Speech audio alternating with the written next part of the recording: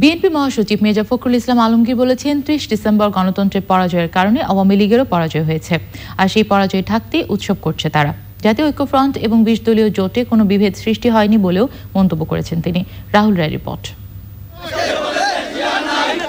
BNP প্রতিষ্ঠাতা ও প্রয়াত রাষ্ট্রপতি জিয়াউর রহমানের জন্মবার্ষিকীতে সকালে তার মাজারে ফুল দিয়ে শ্রদ্ধা জানিয়েছে বিএনপি।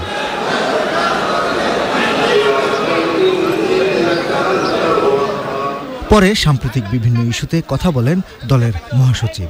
এই উৎসব তো হচ্ছে তাদেরকে পরাজয়কে আপনার ঢেকে দেওয়ার জন্য, পরাজয়কে মানুষের কাছ থেকে তাদের দৃষ্টিটাকে অন্যদিকে সরানোর জন্য।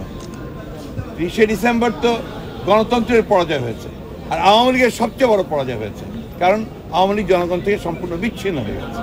দলের সিনিয়র নেতারাও বিএনপির নেতৃত্বে পরিবর্তন চাচ্ছেন। আবার জাতীয় ঐক্যফ্রন্টে বিভেদ দেখা দিয়েছে বলে যে কথা বেরিয়েছে, এসব নিয়েও কথা বলেন মির্জা ফখরুল।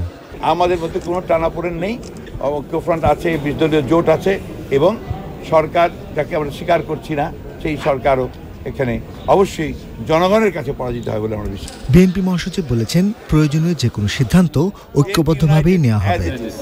রাহুল রায়, চ্যানেল আই, ঢাকা।